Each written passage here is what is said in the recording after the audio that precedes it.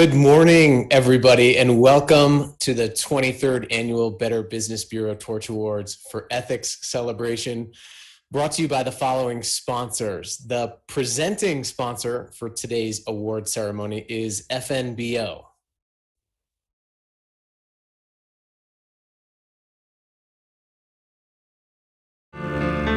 For more than 162 years, FNBO has been with you where you are.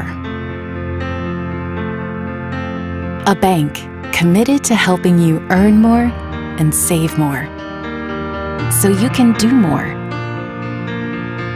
both big and small. It's what you can expect from the great big small bank.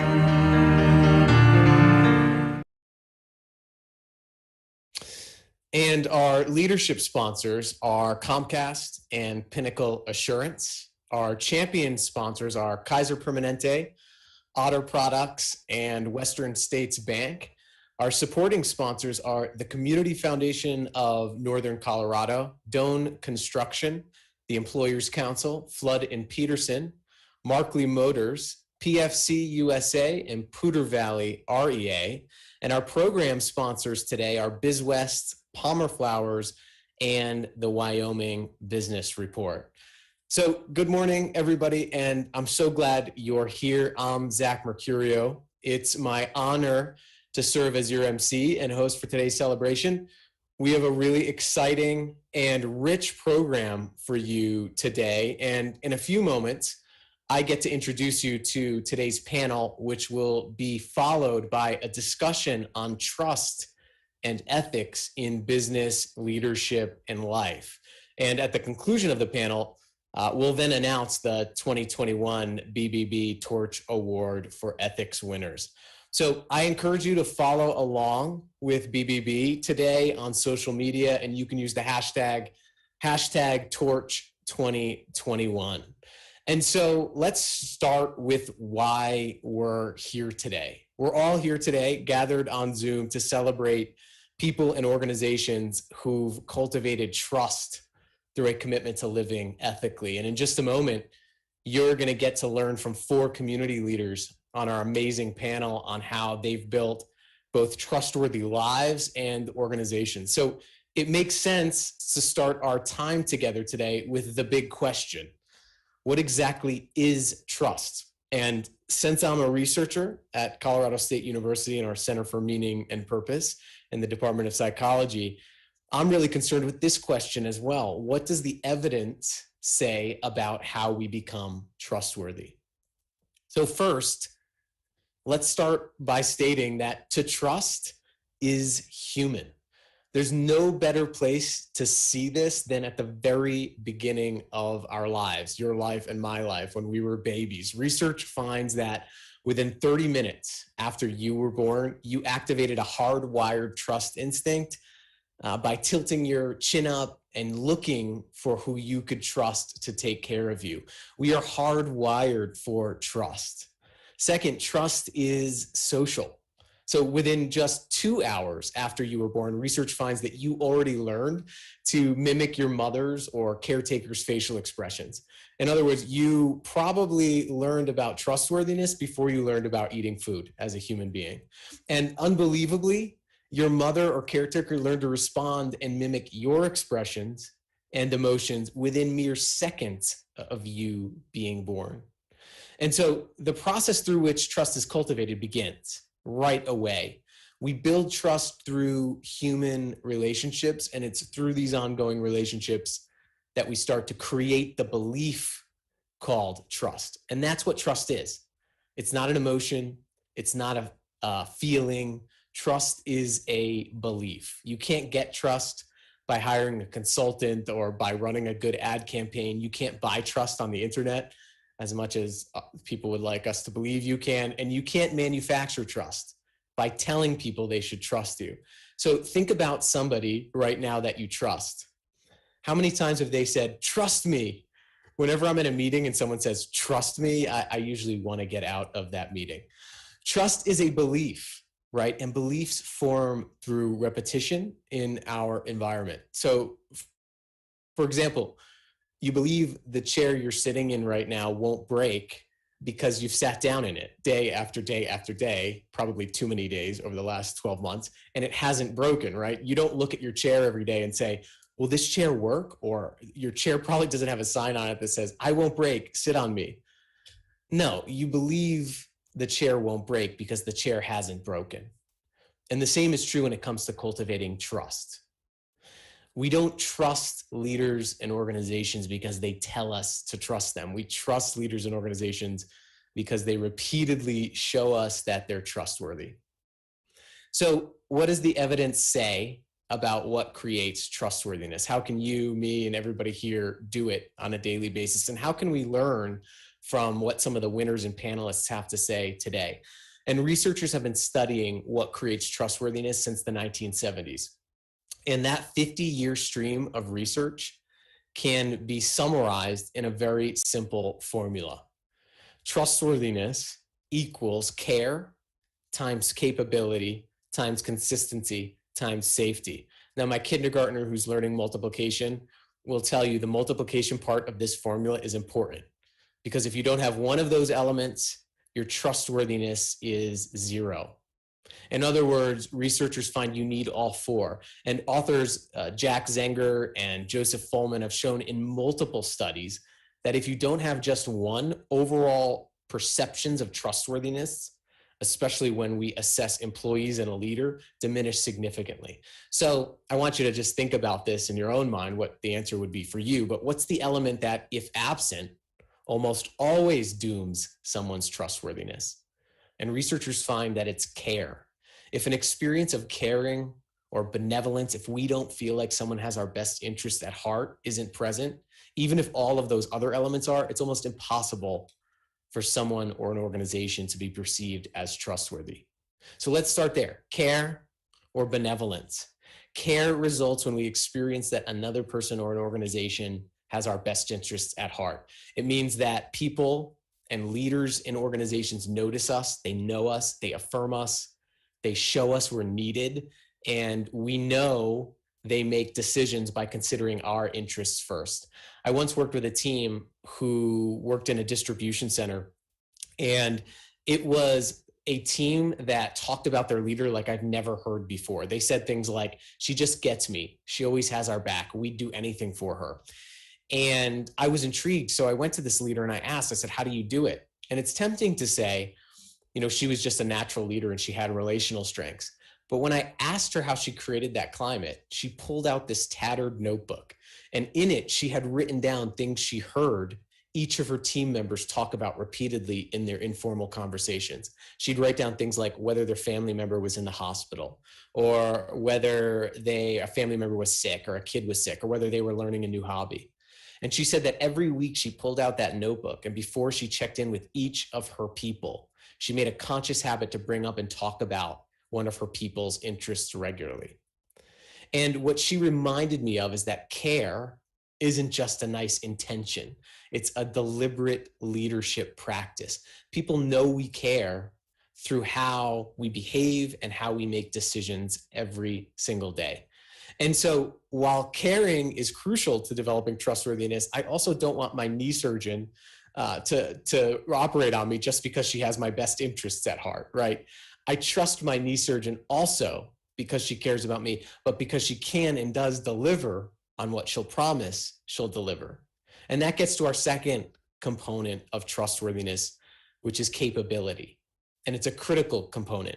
We trust people in organizations who are bold enough to make us promises and are disciplined enough to deliver on them every single day. And that repeatability of experiences is part of building consistency, that third element of trust. And consistency is the feeling that we know what to expect and there are no surprises with people. Consistency manifests when people or organizations have a firm set of principles and values that don't waver in the face of circumstance.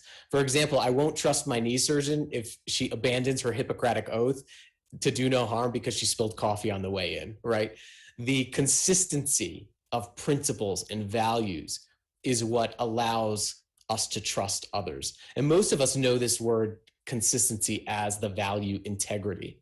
And one of my favorite quotes about integrity comes from the Nigerian poet Chinua Achebe, who wrote, "One of the truest tests of integrity is its blunt refusal to be compromised."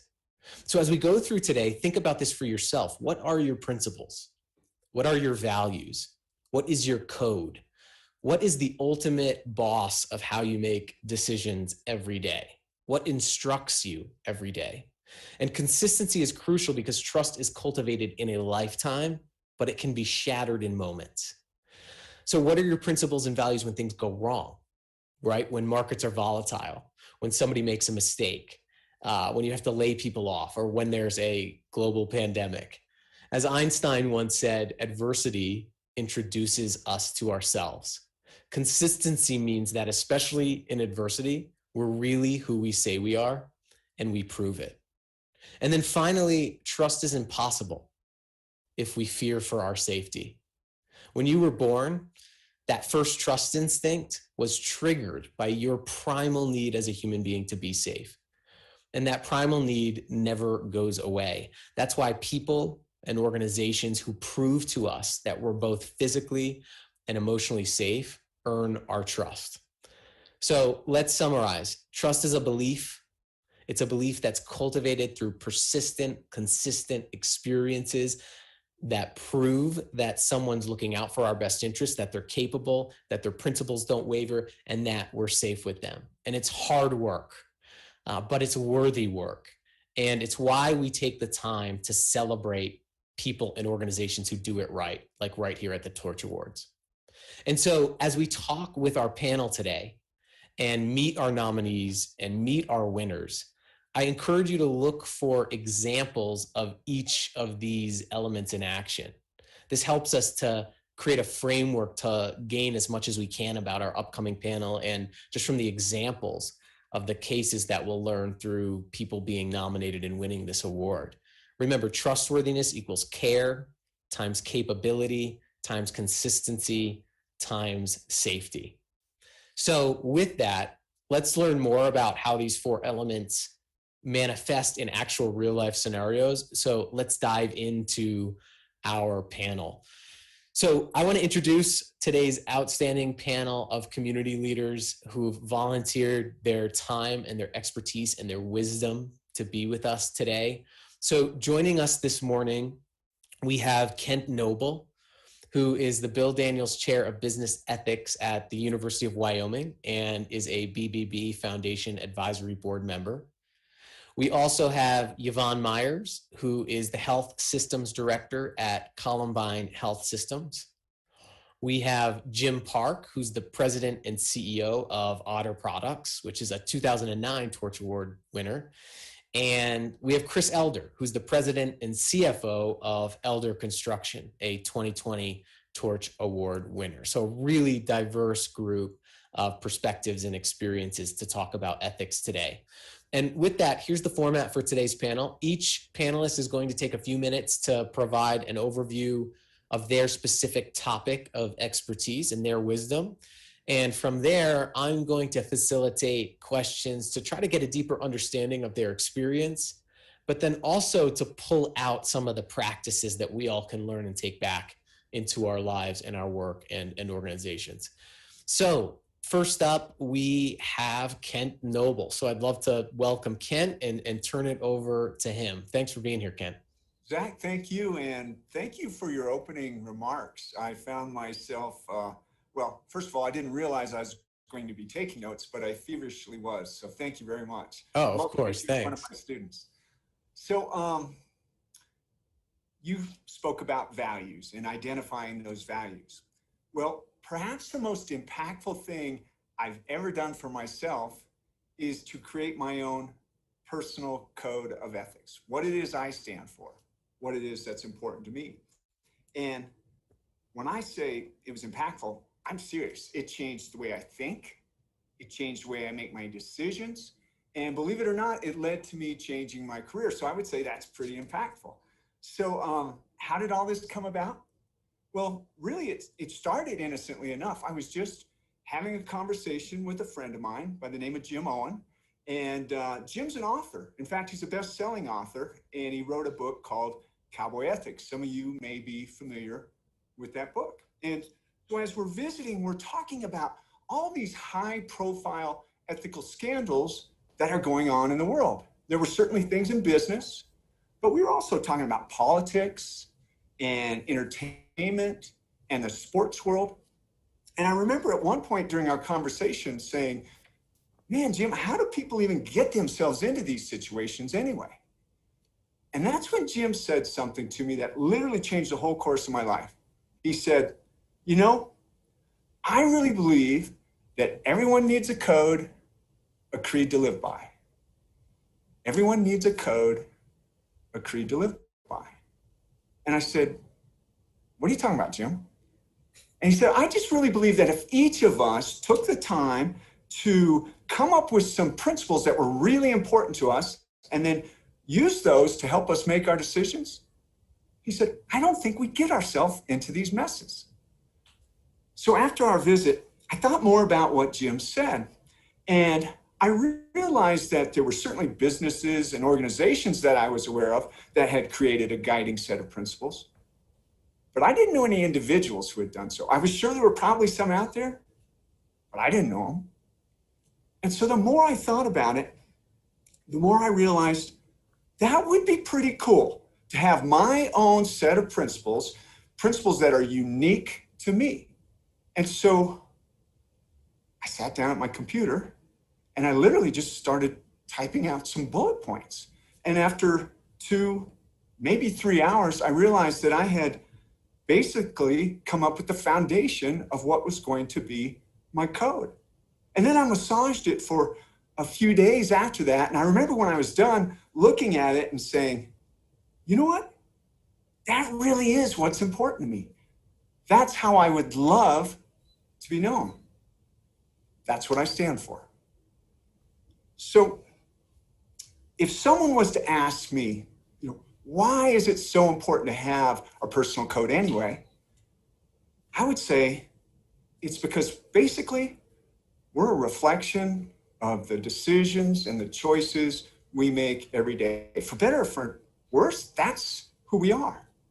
So given that, doesn't it make sense that each of us identifies for ourselves exactly what we stand for, why we stand for it, and how we can live our life in a way that shows it? I think it is. That's great, Ken. If you're like me, I listen to this and I'm like, this sounds amazing, right? I want to do this right now. And sometimes I have the issue where I'm like, I have so many values and principles, like I can't decide. What practical advice would you give to somebody like me who's like, I just can't decide. It's too overwhelming to figure out my code of ethics. So I'm just going to put it off. Well, that's a great question. And I tell you, I had such a fun experience doing this for myself that what we ended up doing, Zach, is creating a little program where we actually help people to do this, to go through this process. And in fact, we're going to be doing something with the BBB in June 8th. And I believe we're opening it up to all BBB members. Awesome. And so we've kind of developed a process that can help people identify values in certain areas and then put them to work. So if someone had 10 minutes after this session to start identifying a value or code of ethics, what would you tell them to do?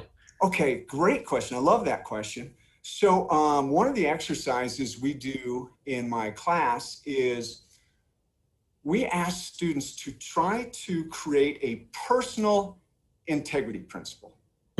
Something that's impactful for them, something that connects with them on this emotional and inspirational level, something that they can take and put it into that decision-making process for themselves. So, for example, my personal integrity principle is live each moment like your kids are watching. When I integrate that into my decision-making process, Zach, it becomes really hard for me to make a bad decision. If I'm thinking about my kids standing there with me as I'm making this decision, and then I want to explain to them why it is I'm doing it, I mean, I want them to be proud of me. And so the more we can connect ourselves to our codes, the better. I mean, that right there, everybody could take away that. Think about any young person, even if you don't have kids, that looks up to you in your life, and ask yourself, if they were watching me right now, what would I do? What should I do? Yeah, oftentimes we see it can be a family member. It can be maybe an event that happened in your life. There's something that really connects with you. There's something that's really important. And we just try to help them bring it to the surface and then put it to work in a meaningful way. So Ken, I work with a lot of organizations that have values and have a code of ethics. I also work with a lot of organizations that don't live their values and live their code of ethics. And there's a difference between having values and what is valued. How do you recommend people fill that gap, right? Close that gap between having a code of ethics and actually living them consistently every day, even when it's really hard? Yeah. So I think it is so important, Zach, that literally every time we walk into a room, we have to be fully aware of what it is we stand for. Because I tell you what, when I make bad decisions or choices, a lot of times it's because I'm not prepared. When we walk in the room, if we know our values are right there and we know what they are, much easier for me to say, you know what, this is not consistent with what I stand for. Now that takes work. You have to put your code to work. You have to, I think, put it out there in front of other people. Like, you know, I just shared my code with this group. I share my code with my students. If you were to come in my office, my code is hanging on my wall here.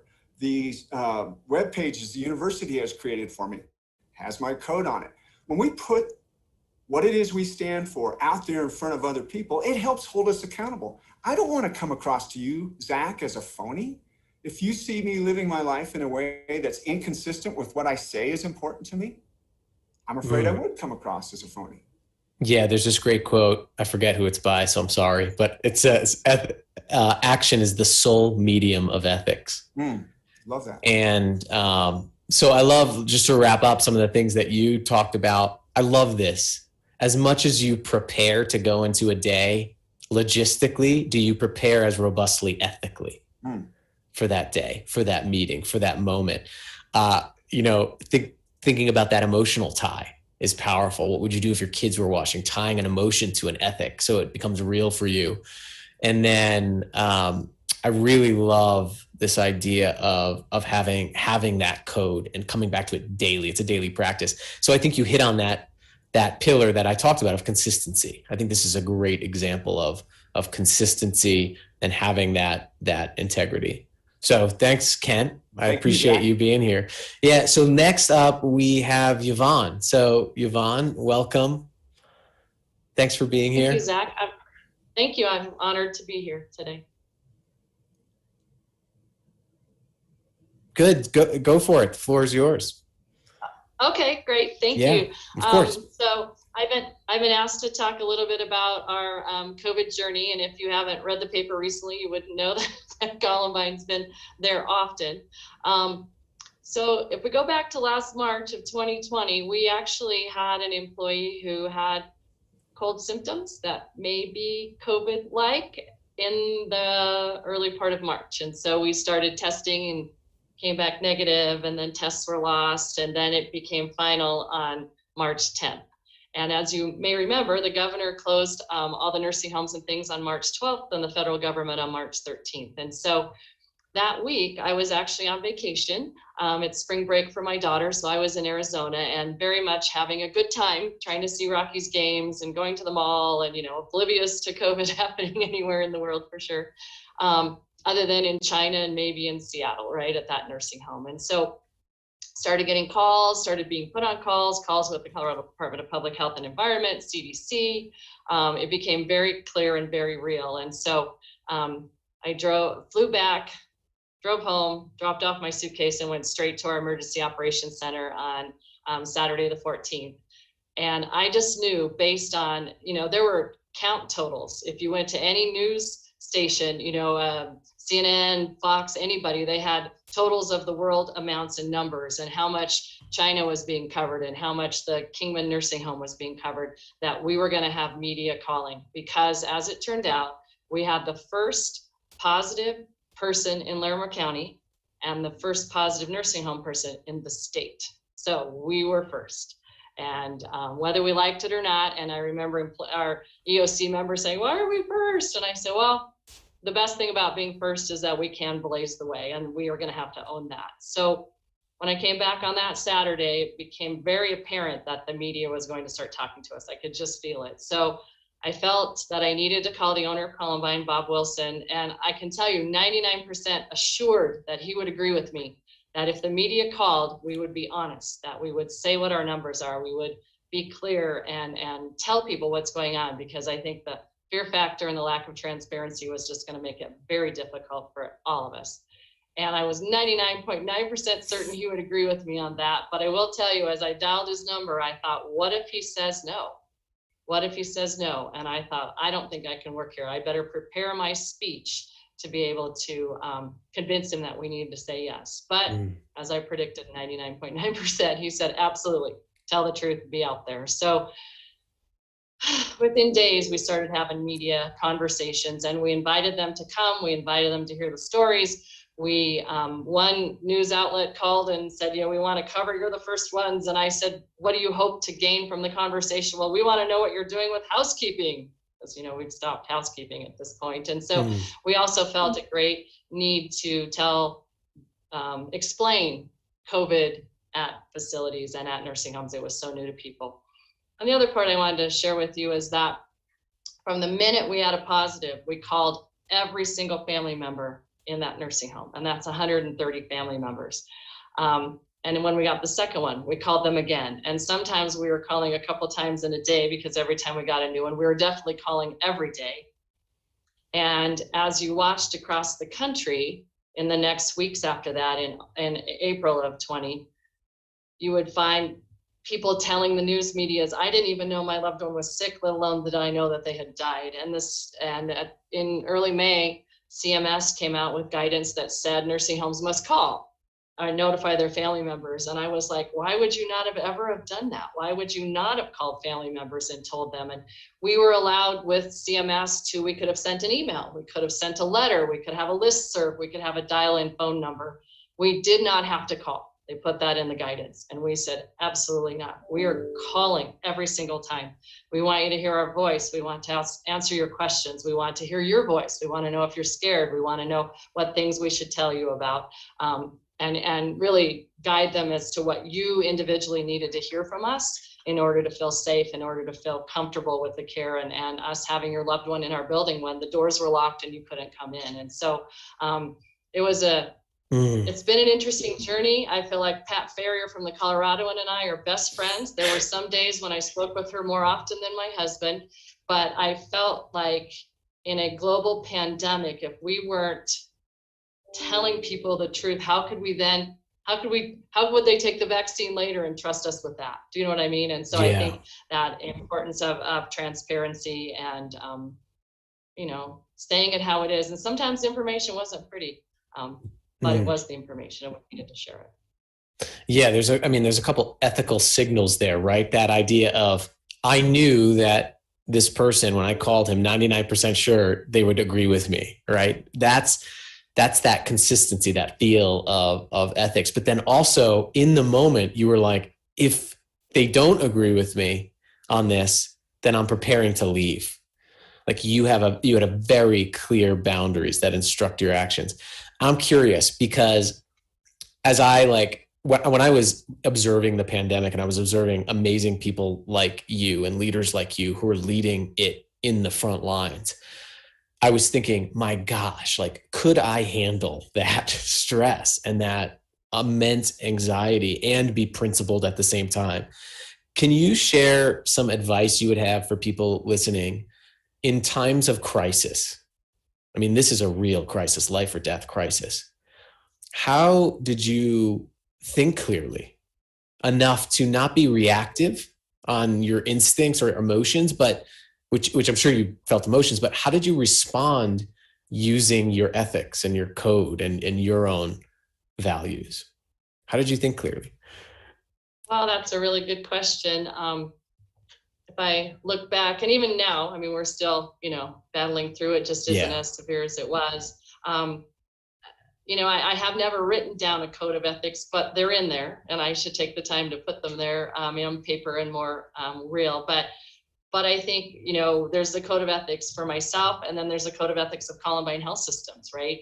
And we walk those and think those every day, and we didn't compromise. And there were times when the guidance we would get from other entities who were guiding us as well didn't make sense to us, and we would call them back and ask questions and demand more information and wouldn't hold firm. And it was always about what is best for the resident, what is the safest thing for the resident, safest thing for the staff, how can we implement this in a way that we feel will be the safest for them. And so there were times when the Colorado Department of Public Health and Environment said, thank you, because you're helping us to write these policies for other people as well. We didn't stand back.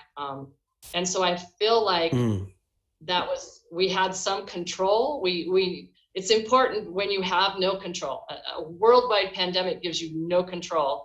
And when you don't have testing appropriately and there isn't a vaccine and, the rules are just getting made up every 5 minutes, it would be a new rule, or definitely, 3 times a day, that where you could have control and where you could practice your ethics, where you could say, we will not stand for this. This is something that we believe is right and seems unfair to the patients or seems unfair to our staff to implement. We did. I think there were times when you had to tell yourself the decision we made yesterday was on the information we had yesterday.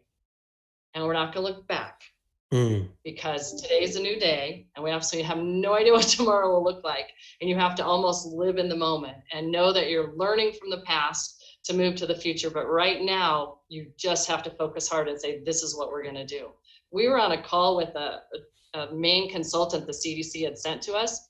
And while we're on the call, she's reading us the new guidance that's being written. And then she said, oh, wait, my computer went dead. Oh, wait, it came back. Oh, they rewrote it while we were on the call. Wow. So you had to decide that you were going to live moment to moment.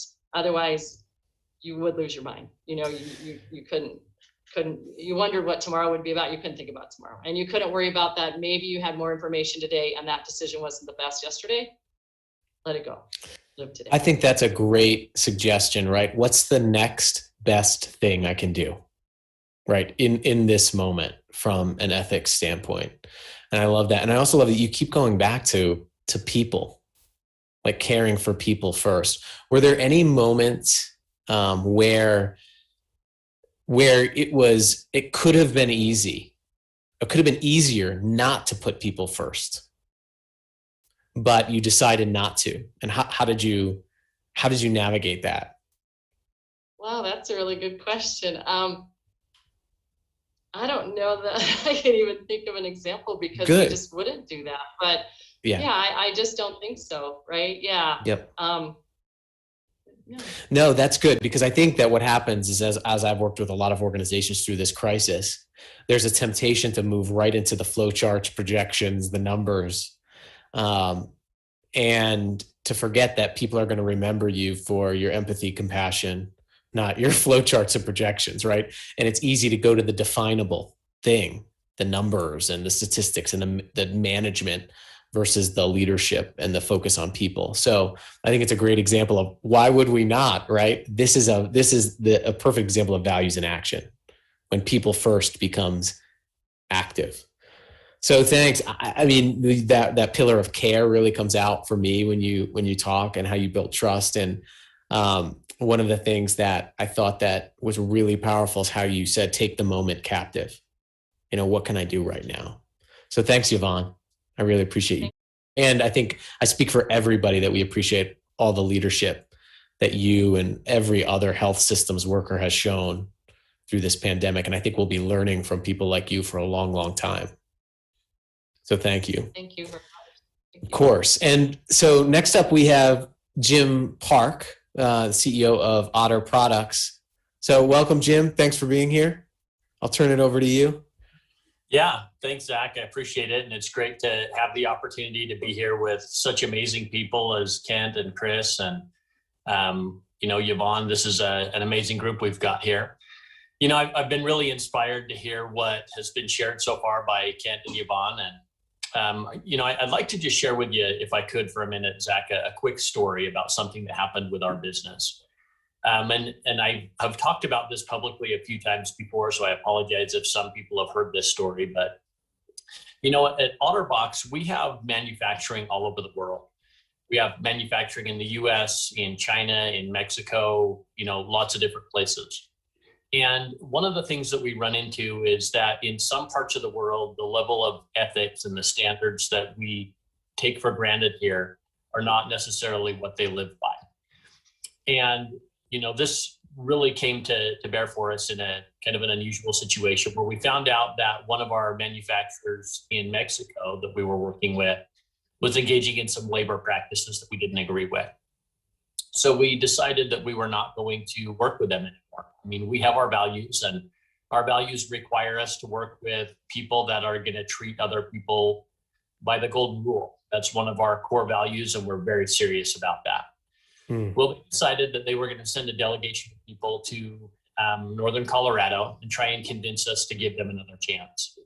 So we thought, if we were in that situation, we would want to be heard. So we let them come. And as they came and made their presentation, they brought a small gift for each person that was in the room. Now, we don't typically allow employees to take gifts, but if it's under a certain dollar amount and it's not likely to influence anything, that it's okay. And they had brought each person a box of cookies from China. So our supply chain people that was ultimately in charge of making decisions about which factories we used, he thought, well, this will be fun. I'll take a box of cookies home to my family. And when he got home and, his kids are there and his wife, and he's opening this box of cookies so that they can try, cookies from China, they open the box, and inside the box is $10,000 of cash. Now, if you just stop for a second and think about what that means, that's free money. Nobody's ever going to find out about that. The people that are, giving you that money certainly aren't going to tell anybody.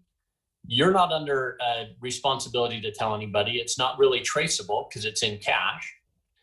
That can buy a lot of vacations. It can pay off student debt. It can put a down payment on a car. I mean, think of all the things you could do with that. And all it will cost you is your integrity. All it will cost you is your ability to look in the mirror for the rest of your life and be happy with what you see. And I'm not talking about male pattern baldness there. I'm talking about truly seeing who you are and having a sense of, I'm happy with who I am. And like Kent said, that your family can see you for who you really are and still be proud of you. Well, this employee, thank goodness. And one of the things that we need in society, we need heroes. And this employee is one of my heroes because he chose to do the right thing when he didn't have to. And by the way, I think that's the best definition of integrity, doing the right thing even when nobody's watching. He called us up and he said, look, I got this box of cookies. It's full of cash. I don't know what to do with it. I'm terrified. I didn't even eat cookies. What do I do with this? And so, we thanked him and we had to go through a process of returning this, which, by the way, returning a failed bribe is not easy. You have to make disclosures to the IRS anytime something's over $10,000 and they hit that magic threshold. And so I'm sure that they got some phone calls from the IRS because of this. But at the end of the day, there's another important thing that happens here, which is that employee gave up a short-term economic advantage. He could have kept that money. What he gained in that process is a level of respect and trust that money simply could never buy. And the advancements in his career, the opportunities that he's going to see because he did the right thing will far outweigh any temporary economic benefit that he could have had. To illustrate that, in our next company meeting, I thought, man, this guy's my hero. I want to tell this story and I want everybody to be inspired by what he's done. So we got to our next company meeting. And by the way, that was a company meeting where we introduced our new celebrity spokesperson, a guy named Peyton Manning. And Peyton did some pretty big applause. But when we told this story about this employee got a much bigger applause than Peyton Manning did. And I have the privilege of, presenting to him a check for $10,100 after tax as a way to illustrate to all of our employees that doing the right thing is the right thing, that in the long run, it will always pay off. And I'm convinced that, that story is a simple illustration about one person, but those types of situations come up on a smaller level in all of our lives every day. And I believe that to be sustainable as a business, not environmentally sustainable, but sustainable as a business, you've got to be based on a set of principles and ethics that will allow you to be around for the long term. You know what I never have to worry about? I never have to worry about a government investigation. I never have to worry about an IRS audit that's going to discover something that I've done wrong.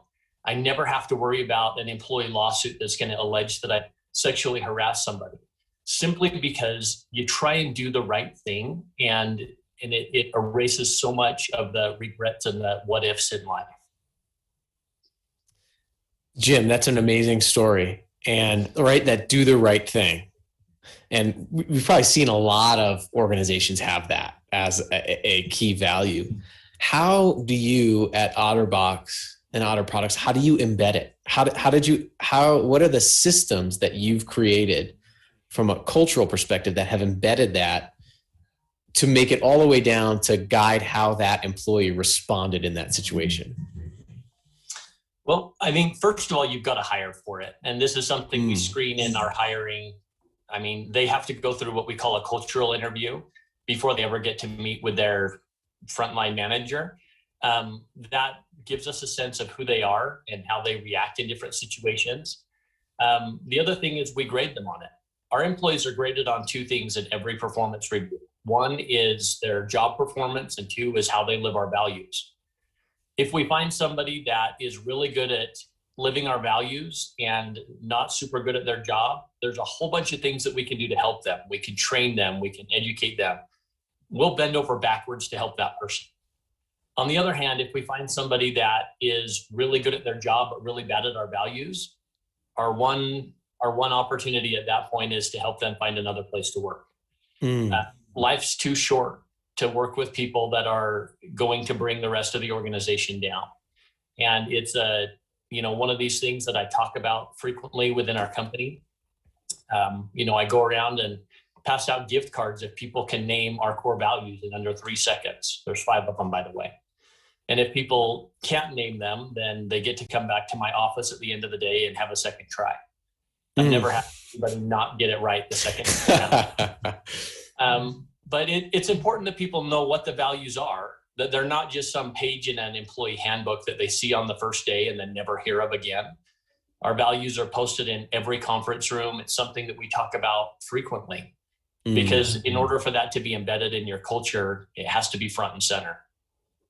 Yeah, values aren't to be known, they're to be lived, right, and believed. I love that. And one of the things I think is that keeping some sort of accountability structure for the values. Like, I love that you all grade on values and job performance, because even I think as personal leaders, I think we can take stock of our week, our day, and almost grade ourselves on how we were living our core values as well. And I think that's a key component, that when we talk about action as the sole medium of ethics, those habits of thinking and doing are consistent because of how we reward them and how we hold ourselves accountable for them. So I think that's a great lesson. We've got employees in 27 different countries all over the world. I mean, we've got people from every culture, many different nationalities, racial, sexual orientation. There's so much that could divide us, so much that's different. Our values and our mission are really the only thing that unites us. And, we try and make really simple values with simple explanations, but there's something that if you choose to work for us, you're choosing to live by that code of values. Just like what Kent said, it's important to have a personal code of values to know what you're about. I think it's equally important for businesses. And it's not just something that you think about for one afternoon and forget. It's got to be who you are. Yeah. And I think that what you did also is celebrating that in front of everybody is really powerful to keep that culture alive. What one other signifier of what happened there reminds me of that pillar of safety, that the person felt that speaking up about this also, it was okay to do that. They felt that it was okay. It was easy. They should do it. And that environment of psychological safety is really important. And one of the best practices to do that is to celebrate the messenger, right? To celebrate people who are living those ideals and those values. So thanks, Jim. Really powerful story, great instruction, great case study for everybody to think about. How do you embed this within an organization? And that dichotomy, right? That relationship of someone could be really high performing, but not live by our values. And that's something that we need to get out of, versus having someone who's not performing at their job, but living by the values. We can work with that. And I love that. So great. Thank you for sharing. I appreciate that. So finally, today we have Chris Elder from Elder Construction. Chris, welcome. I'll turn it over to you. Share your story. Wow. Thanks, guys. what an honor to be part of a group of people of integrity, but powerful thought leaders. Jim, Yvonne, your stories are just amazing. And Kent, I love your concept of that personal code of ethics. And what I get to share, the story I get to share today is, for me, is an important one. It's a personal one.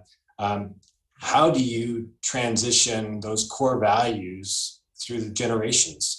I'm blessed. I'm a second generation builder. My father started Elder Construction 26 years ago, actually. And now I get to follow in his footsteps. And the journey is so rewarding, but it takes that intentionality as you start to discuss that transition. Every business transitions.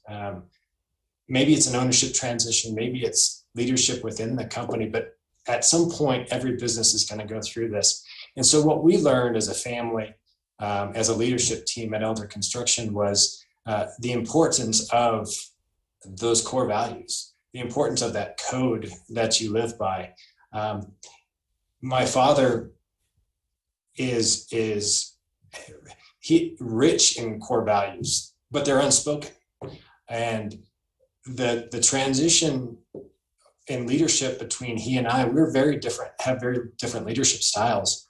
But the ability to talk about core values, it was a great lead in, and it helped understand what was important to him as a leader, what was important to me going forward.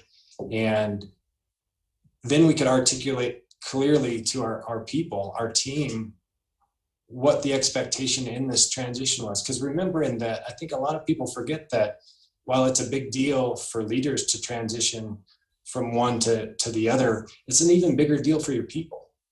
And we kind of operated in this mindset of, to be clear is to be kind. And so how are we going to be clear on the transition, and what is the new expectation? What are we holding on to, and the beliefs we're holding on to that are so foundational that we need to keep them? But we also need to look forward into the future, and it's a different time. It's the makeup of the company is different. So what do we need to discuss and bring clarity to that are more aspirational? And for us, it was a wonderful experience of, we have 6 core values. 3 of them are from my father, 3 of them are from me. So it's a blend of the new and the old, and that's how we were able to keep it. And then, like Jim says, you've got to, this isn't a check the box exercise. You plast them everywhere. You talk about them. You put them into the review. You hire based on them. Culture is driven from your core values. It's the rules that you've all agreed to play with and play within. And so it's a great exercise to do. Believe it or not, it was that business exercise that then took me back into that personal exercise that Kent talked about. When we went through it, it was, well, we've got to do this. We've got to put core values up on the wall. But as you start to explore it and dig into it, and it becomes very meaningful, it starts to trigger that thought, what's my code? What's my personal set? And oftentimes, especially in our business, the business core values are a reflection of my father's and I's core values, what we deem to be important. And so I'd encourage everyone that hasn't done that exercise. It's such a powerful exercise, and it's incredibly powerful to do at transition, to set expectations and get clear on what you believe in. Chris, so I'd imagine there's a lot of leaders watching, right, they feel like they know what their values are, and they may be thinking, I just can't get my people to value these things. Like, I don't know why they don't value what I value. How have you transferred, as a leader, what you care about, what's foundational to your business, all the way to the front line? How do you do that? How would you teach someone else to do that? That's a great question. I think it starts with this recognition that while I deem them to be important, and I'm looking for those characteristics in people when I hire them, there's going to be seasons in life, and sometimes I'm stronger in one or two values than I am in others. We have a value of constantly curious. Sometimes I do that really well, sometimes I don't. And recognizing that within your people. But when you see it, much like probably Jim does in his reviews, when you start to see the disconnect, when you start to see slip, it's being intentional to sit back down and reground yourself in those values. The values allow you to make the decision. The hard decisions are made, like LaVon's mentioned in her story. If you're grounded in them, it's easier to make decisions because you know what the right thing is. You've defined it. Yeah. So values, I think you mentioned in our prep call, you said values instruct you. They do. The values are instructive. It's almost like the ultimate boss of everybody in the organization are the values. It is. And then that's where that integrity piece comes in, because if you're rooted in the value and you're faced with a challenging time, much like Jim's story, 99% of the time, you know what the right thing to do is. Now you just have to have the integrity to do it, and guts to do it. And it's so freeing to have that. You're not wishy-washy on the right answer. You know it. Yeah, you're grounded in it. And you have a lot of dispersed workforces, right? Project teams, probably out in the field. How do you create consistency amongst leaders in that type of environment and on your teams? Yeah, I think it's communication. You have to, this is something that you communicate over and over again. You communicate it when they come on board. We do a weekly email that core values are brought up constantly. It's part of our reviews, annual reviews. You're just driving it. It's in every conference room. It's on the walls. It's talked about, and examples are highlighted. At the end of the year, we have peer-based voting awards that are off of our core values. And so there's a recognition amongst the team of people that are doing it well, so that they can. We've got one that's a grit is a core value for us, and we define it differently than a lot of people, but that's the kind of coup de grace award, peer voted award every year. And the people that are nominated and win that grit award, I mean, it's very easy to look at that person and say, okay, I know exactly what grit is, because they just demonstrate it so much. So you're bringing into practice and giving folks that are confused about it something to look up to. I love that. Making sure like every one of these values, right, has a behavioral indicator. Yes. People can see how the value is behaved through how people do what they do, how people are, how they do what they do. Yeah. I love that. And I love the rewards, and I love the recognition. And this is how you know that values are embedded. When you ask a leader how they do it, they're like, well, it's just in everything that we do. Right. It's that nonchalantness, right? Of like, this is just what I'm doing. It's like when John F. Kennedy was launching the Apollo missions, he went to the janitor, he said, hey, what do you do here? And he said, I'm putting a person on the moon. Like, it's just like the nonchalantness of this is who we are. This is how we deliver it. But it takes work to get there. And I think that, and thank you, Chris, for sharing your story. And thanks for all of the panelists, because I hope that what you gained from listening to this panel and watching it is that this takes work, but it's worth it. As I mentioned earlier, it's worthy work, that it takes work to embed your code of ethics, your values within an organization. It takes work to make trade-offs, as Yvonne's story shows us, in a time of crisis, to be able to stop, think clearly, and reflect back on what's most important to us, and what are we not wavering on, and what am I willing to walk away from. That was really powerful, Yvonne, and your story there, and that element of care.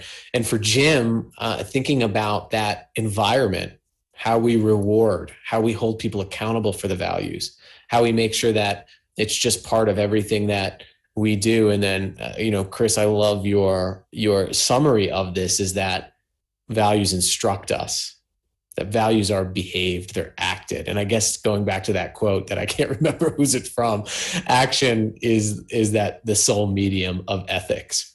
And so thank you, everybody. And thank you, panel. That was amazing. And so, speaking of ethics in action, what I'd like to do now is to invite everybody to watch a short video on what it means to be a Torch Awards for Ethics Award winner.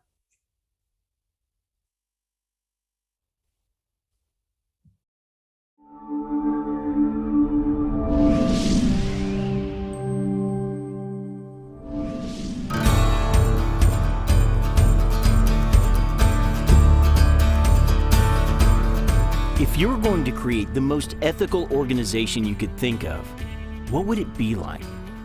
It would have leaders who started with a strong ethical foundation. It would do a great job communicating values to employees, customers, and vendors alike. It would have a common purpose that everyone can rally around. It would make it clear what is expected of employees and teams, give them the tools to succeed, and reward the right things. It would make sure to hire for character as much as competence. And it would give back to all the communities that support it. It would be a great candidate for the BBB Torch Awards for Ethics, a prestigious ethics award that brings together businesses and nonprofits in Northern Colorado and Wyoming and university students to identify and celebrate the most ethical companies in the region.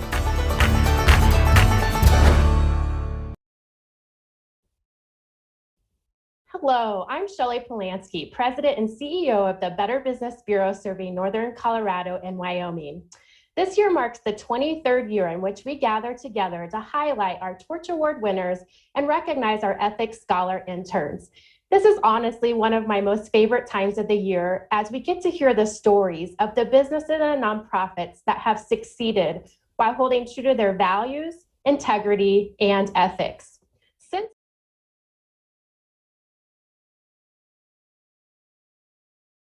the Torch Award for Ethics.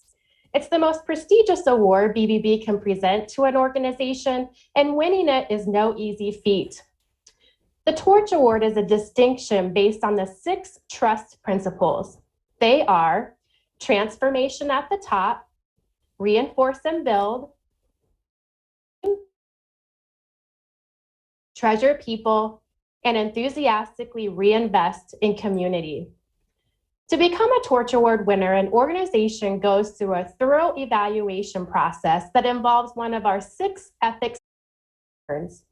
These interns work collaboratively with the business or nonprofit to evaluate them against our trust principles.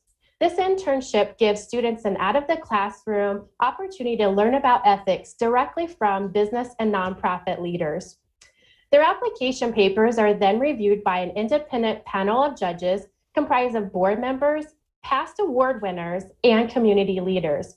I would like to give a big thank you to our 2021 Torch Award judges for their time and dedication in determining this year's winners. After experiencing the pandemic the last 12 months, it's more important than ever before that we recognize the good that our businesses and nonprofits bring to our local communities and economies. I want to say congratulations to our 2021 Torch Award for Ethics winners and our Ethics Scholar Interns. You'll all meet them momentarily, but I just want to say it's a joy to honor you today. I'd now like to welcome Nathan Ewert from FMBO, who is today's presenting sponsor.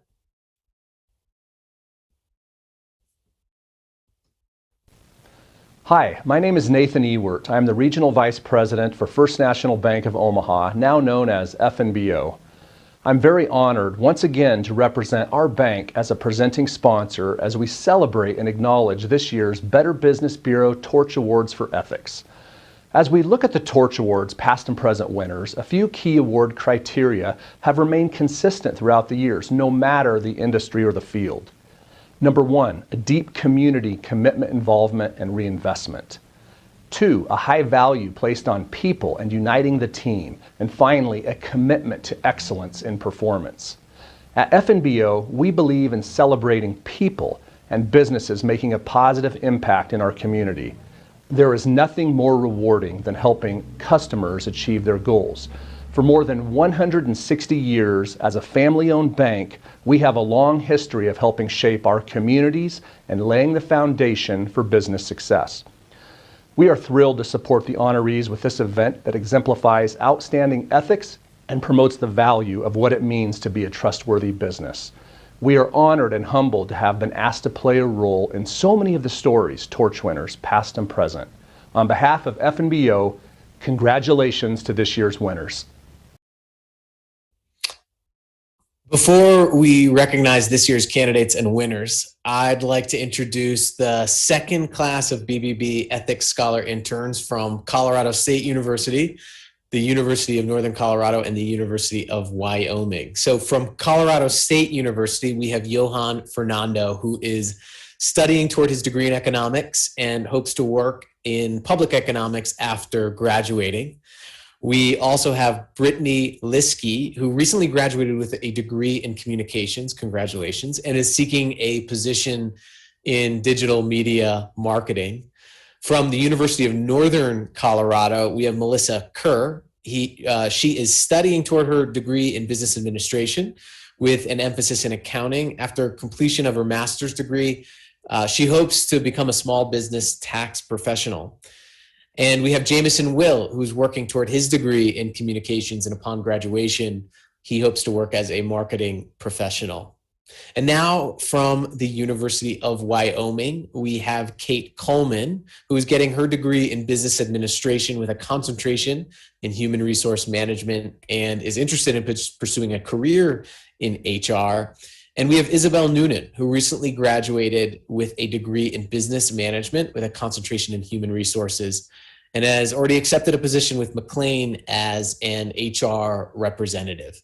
So thank you to all of the 6 BBB Outstanding Ethics Scholar Interns. We really wish them the best as they continue their studies and launch into all of their new careers. These awards wouldn't be possible without them. So thank you to all of our interns. So I'd now like to recognize this year's BBB Torch Award for Ethics candidates for their dedication to the process of being really thoroughly evaluated by our BBB Ethics Scholar Interns to compete for the Torch Award for this year. So the 2021 business and nonprofit candidates are A Woman's Place, A-Train Marketing and Communications, Animal Friends Alliance, Blue Credit Federal Credit Union, Coffee Engineering and Surveying, Life Stories Child and Family Advocacy, Lion Home Service, Palmer Properties, PFS Insurance, Spine and Injury Clinic of Laramie, Stillwater Ranch, and the Trebuchet Group. So congratulations to all of this year's Torch Awards for Ethics candidates. So now's the time I guess we've been all waiting for or learning towards. It's time to announce the 2021 Torch Award for Ethics winners. So without further ado, the first 2021 Torch Award for Ethics goes to Blue Federal Credit Union, headquartered in Cheyenne, Wyoming, with branch locations throughout Wyoming and Colorado's Front Range. So ethical culture is the foundation of Blue's principles and everything that they do. Each employee carries a lanyard that reads Blue's mission statement, which is to work hard, have fun, and win for our members. Blue has created a positive and ethical workplace that begins with leadership and is communicated clearly to employees. The organization has been built on treasuring employees by promoting a healthy work-life balance and family-like culture and atmosphere. And their community reinvestment through their foundation is extensive and extends to all of the communities that they have branches in. Blue was partnered with ethics scholar Isabel Noonan from the University of Wyoming. And when we asked Isabel what she enjoyed most about working with Blue, she said, "Being tasked with diving into Blue's culture made me realize that there are many opportunities to make a difference and better the communities we live in," which is an amazing statement about the role of business and communities. So Michelle Bolkovats, the VP of Public Relations, is now going to share what winning the Torch Award for Ethics means to Blue and its employees.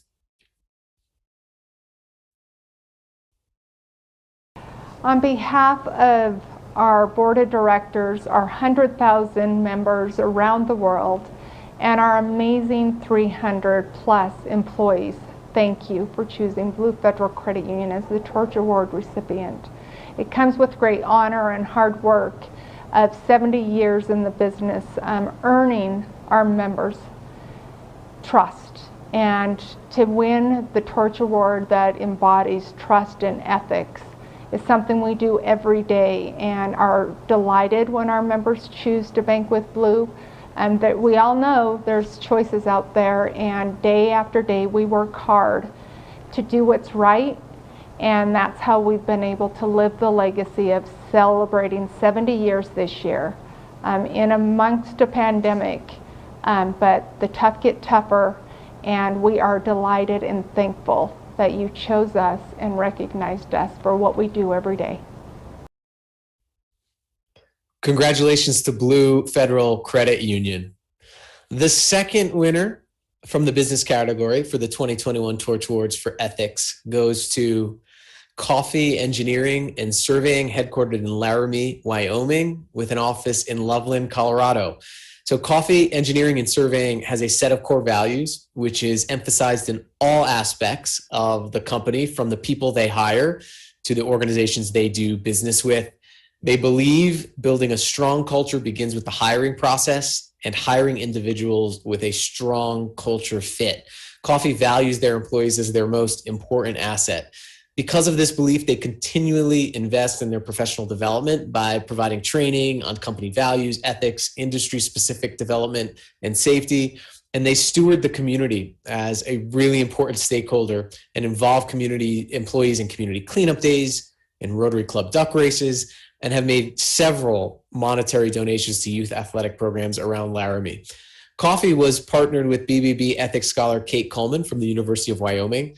And when we asked Kate what she enjoyed most about working with Coffee, she said, and working with their leadership team. They were so kind, it made me feel welcome, which are those values clearly in action. So Dave Coffey, the CEO, will now accept the award on behalf of his company and employees.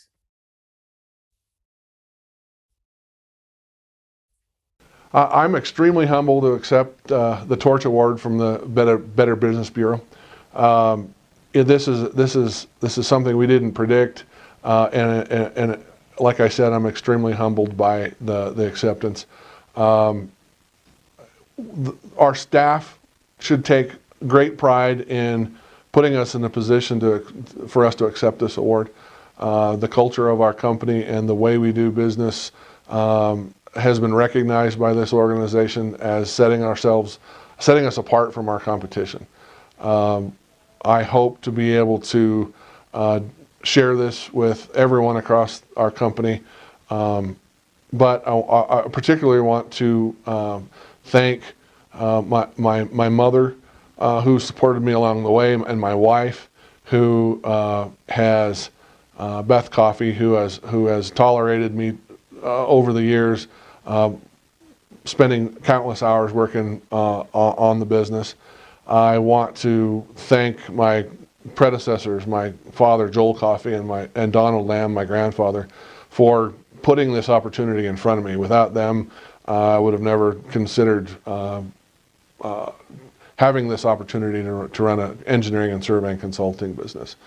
There are several other mentors along the way that deserve some credit as well. The late John Benson and my friend Bill Shepler, who while working at the Wyoming Technology Business Center, helped give me a crash course in business leadership. Some consultants that I've had along the way, Dr. Sabrina Starling, David Cunningham, and Adrian Zobel, all had a hand in training me and giving me guidance on how to improve the business. My dear friend Tim Stamp has been with me for over 10 years. His counsel, friendship, and wisdom have helped grow our business, and I'm glad to have been able to see him into retirement. And I really want to give a shout out to my former employers at Inberg Miller, Howard Johnson, Steve Molt, Randy Stelzner, and Scott Lewis for giving me the training I needed in order to succeed as a professional. So again, thank you very much. It's a humbling, very, very humbling award to be receiving, and I can't wait to share this with my staff. Thank you very much. Congratulations, Coffee Engineering and Surveying. So the third winner of the 2021 Torch Award for Ethics goes to Spine and Injury Clinic of Laramie. Spine and Injury Clinic of Laramie has implemented a code of ethics into their culture and serves as the foundation for everything that they do. Each piece of the code of ethics has an important meaning to leadership, employees, and their patients. The central focus of the leadership team is to ensure employees feel recognized, receive professional development opportunities, and are encouraged for a job well done. They are very involved in the Laramie community through donations to youth sports clubs, involvement with the university, and contributions to many other organizations such as Hospice of Laramie and the Laramie Soup Kitchen. Spine and Injury Clinic was partnered with ethics scholar Kate Coleman from the University of Wyoming. We asked Kate what she enjoyed most about working with the Spine and Injury Clinic, and she said, "I appreciated getting to take a deep dive into the clinic's ethics and operations. It was so interesting to learn about the clinic on a deep level." And I love that ethics and operations go together. So Dr. David Milam, the director of chiropractic and the practice owner, will now share a few words about what winning the Torch Award for Ethics means to their clinic.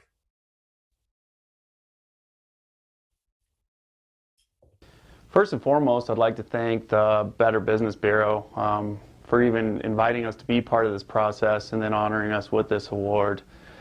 Secondly, I think the three of us should be up here accepting this. Dylan and Kelly are both part of the leadership team as well. And as we explored these questions and were interviewed by Kate, just seeing what all each of us bring to the table, I think really complements or kind of defines how we've gotten here. I think we would be remiss not to thank our families. All of us on the leadership team, I know, have sacrificed a lot of family time and support from our parents as well, and so I think they deserve some thanks. And then obviously thanking our staff. They have bought into everything we've tried to do. Our culture is what it is because of the people in this building. We continue to try to ingrain that. It's something we talk about a lot. This process actually exposed some things that we're going to try to work on to make better.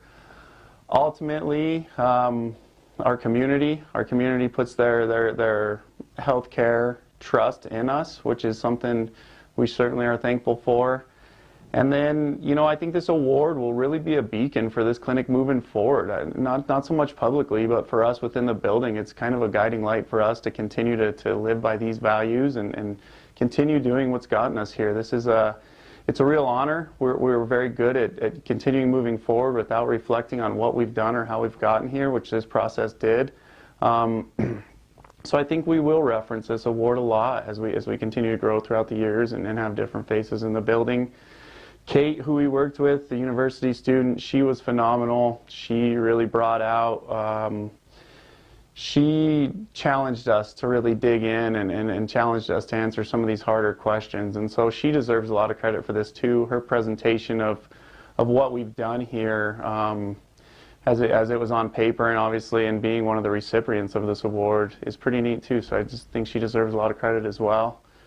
And then just the entire community of Laramie, I've already been there, but through these hard times in this last year, I think this community has really stuck together and everybody's kind of worked together and continued to kind of keep each other safe and worked on that. And that's something that through this last year and as we get through this pandemic is really important for all of us, not just on a professional side, but on a personal side as well.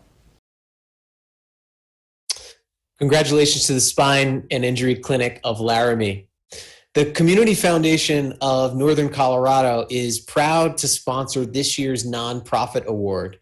And the nonprofit winner of the 2021 Torch Awards for Ethics goes to Animal Friends Alliance, located in Fort Collins, Colorado. Animal Friends Alliance truly believes in putting employees and volunteers first. They know if their employees and volunteers are not cared for properly, they cannot properly care for the animals in their facility.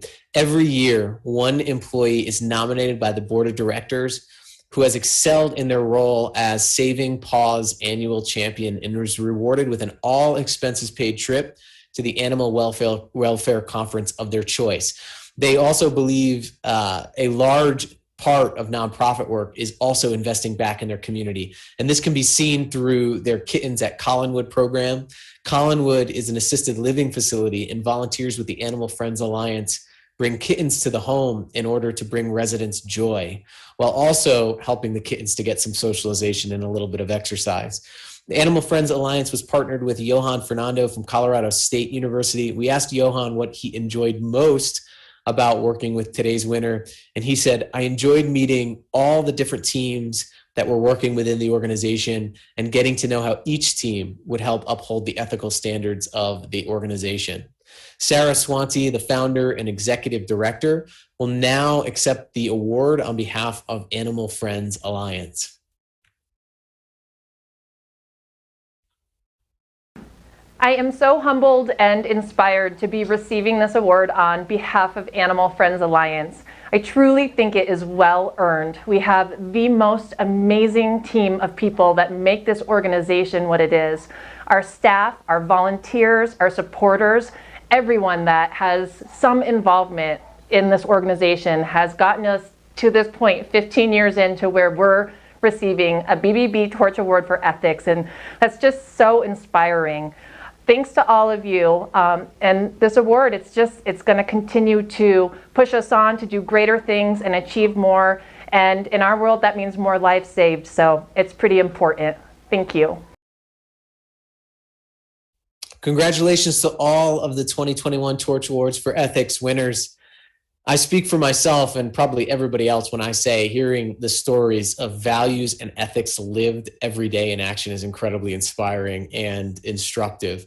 And the winners and ethics scholars will be featured in a special publication running in the May print edition of BizWest and Wyoming Business Report. So once again, please welcome Shelley Polanski for closing remarks. Thank you, Zach, and congratulations again to our 2021 award winners. I look forward to meeting you all in person next week as the BBB staff team travels to each of your places of business to present you with your award and have a small celebration with your staff. I invite you all who have attended today to follow us on social media next week, as we'll be continuing to post throughout the week.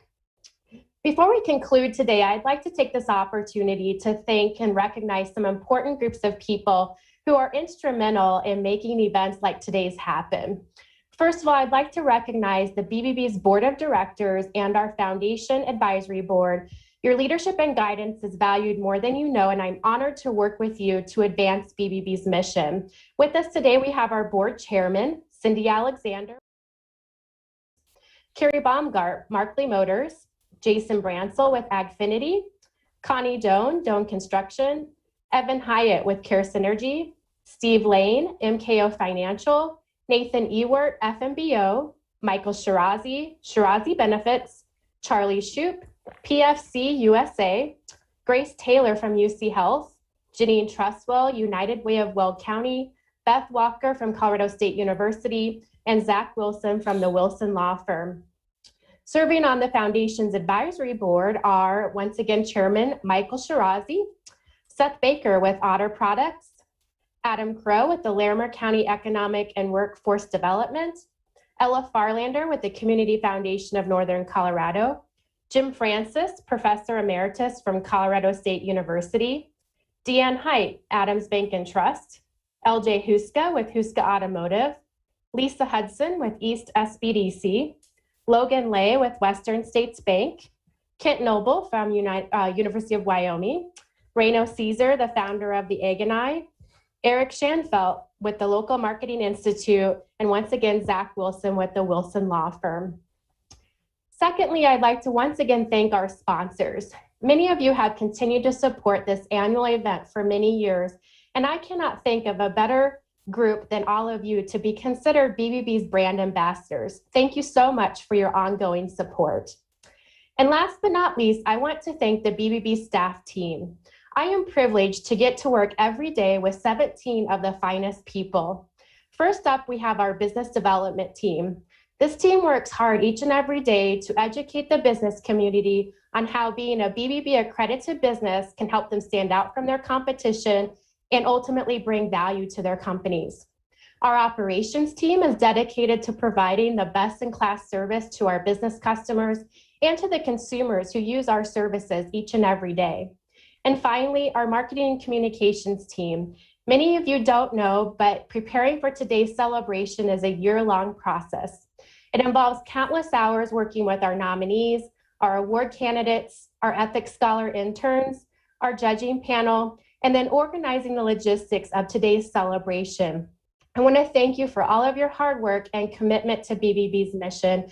And I want to thank everyone who attended our virtual celebration today. It's been such a joy to listen to our panelists and to hear from our award winners and really take 90 minutes out of our day to celebrate the positive things that are happening in our community and how ethics and trust can elevate everything that we do. Thanks, Shelley, and thanks for all of your work in coordinating everything to make this happen. So this now concludes the 23rd Annual BBB Torch Awards for Ethics celebrations. I want to remind you that nominations for next year's Torch Awards for Ethics are officially open, and information can be found on BBB's website at go.bbb.org/winco-info. So thank you once again for everyone who participated in this program. Thank you for taking the time to celebrate the worthy work of living and working ethically. And we really look forward to honoring another fantastic group of organizations in 2022. So thank you. It was an honor to be here with you and to celebrate these amazing organizations and learn a lot as well. Have a great day.